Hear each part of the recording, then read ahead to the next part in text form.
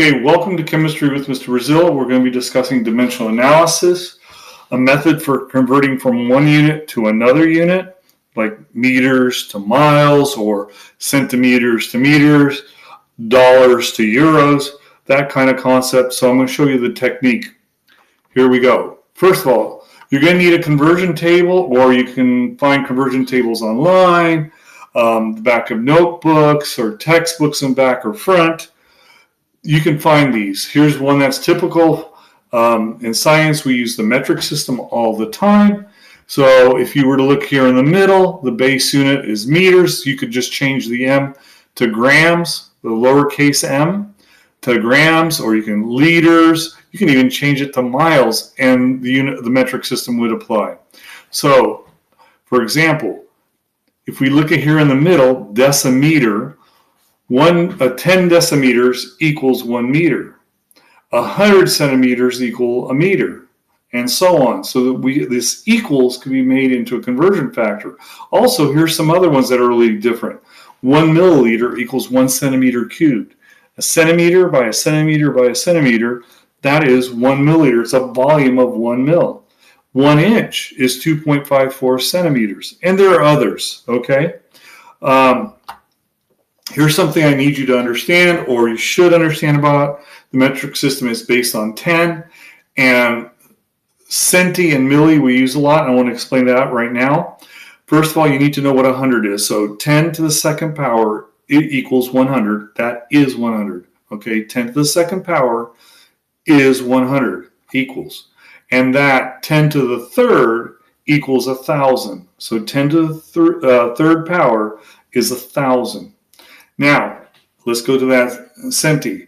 Also, 100 is a centi. Okay, think about it this way. How many cents in a dollar? 100 cents. How many years in a century? 100 years. So centi, that's 100. Okay, so 100 centimeters equals 1 meter. This has meaning, hang in there. 1,000 is a milli. Okay, 1,000 is a milli, so 1,000 millimeters in 1 meter. We could also change the lowercase m's, and this could be 1,000 milligrams equals a gram. Okay, so it's universal, and we use a lot centi and milli, and you should remember these, that 100 centimeters in a meter and 1,000 millimeters in a meter, or 1,000 milliliters in a liter. And I'll talk more about metric later, but right now we're talking about conversion. Okay, so let's do a single step problem. How many feet in 205 inches? So to start, you know that 1 foot is equal to 12 inches. There are some conversions you know, because in the United States, this is where we're raised. We don't use metric, we use feet. So 1 foot equals 12 inches. Okay, so here's the big deal. We can make conversion factors, fractions out of this. Using what your math teachers have taught you, if you multiply both sides by the same thing, or divide or multiply, in this case we're going to divide by 1 foot on both sides, so what you do one side you do the other. What's interesting is 1 foot over 1 foot equals 1. So 12 inches over 1 foot equals 1. It's true, there's the math, but check this one out. Conversely, if you do 1 foot divided by 12 inches, so both sides divide them by 12 inches, you're going to get 1 foot over 12 inches equals 1. In other words, these conversion factors are 1. You're not changing sometimes something from to another, you're just using 1 to multiply by itself. So let me show you what this looks like. And this is kind of how I want you to do your math.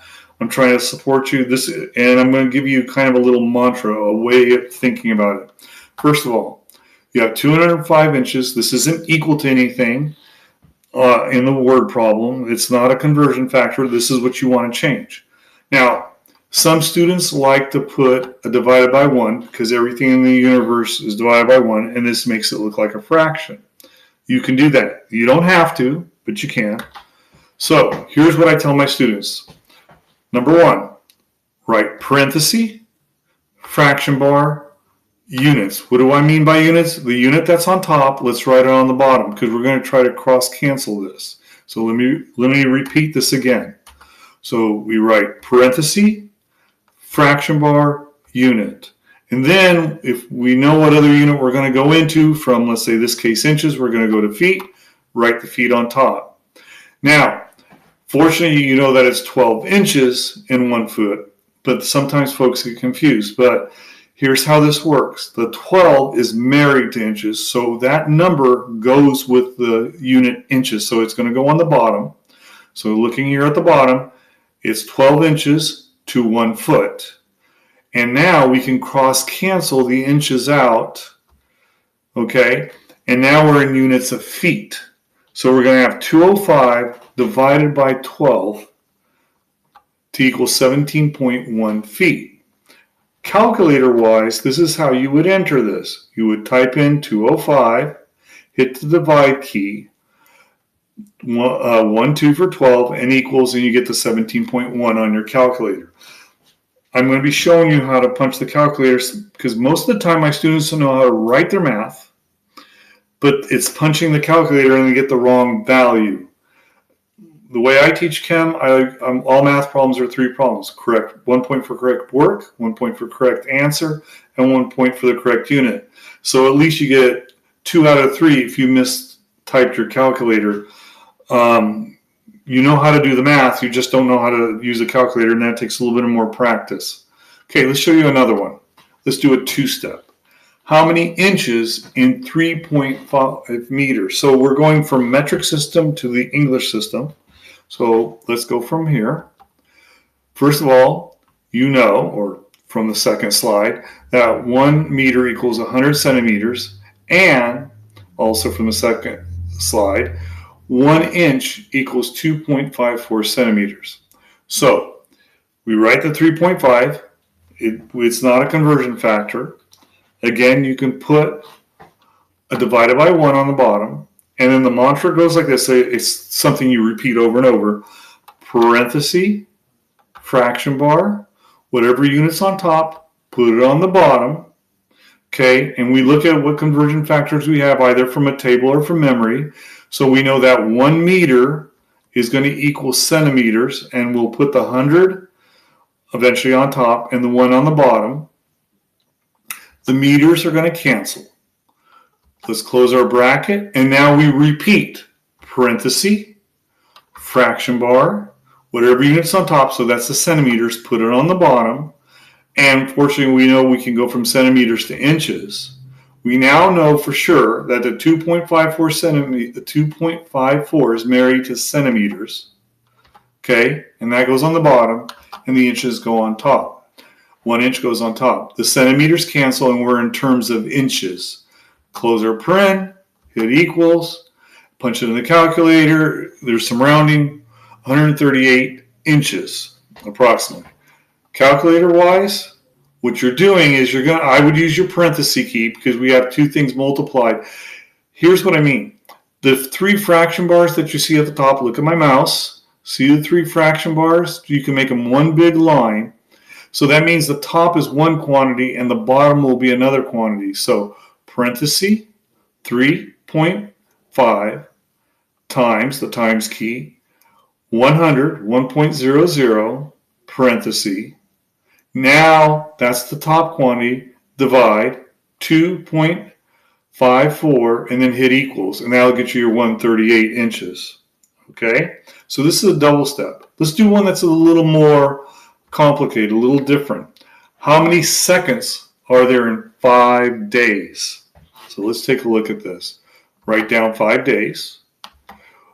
You could put the 1 on the bottom, so we'll go parenthesis, fraction bar, days on the bottom. So what do you know about days? Hours. You know that in one day there are 24 hours. So days can be canceled. We're not finished, so we go parenthesis, fraction bar, whatever unit's on top, so we're going to put the hours on the bottom. What do we know about hours? We know that there are minutes, and we know that there are 60 minutes to an hour. Now the hours are going to cancel, and now we're in terms of minutes. We're not in seconds yet, so parenthesis, fraction bar, whatever units up top, so that's the minutes, that goes on the bottom. And on top, we can put seconds. And we also know that there are 60 seconds to 1 minute. Okay, punch that in the calculator, which is going to be 5 times 24 times 60 times 60. And you're going to find out that you have 432,000 seconds. This one was 3 steps. There are some of them you'll do that are 5 steps. That'll be in the future. But here's something. Notice this 60 times 60. You can make this a nice little conversion factor that you can remember. I would memorize this one. 60 times 60 is 3,600 seconds per hour. So 1 hour equals 3,600 seconds. We could have made this just a 2-step. See, there are things like this that you can do. This is the purpose of conversion factors, is trying to get from one place to the other. Just remember, parenthesis, fraction bar, units, and that will guide your math. And in a sense, you're zigzagging your way to your answer.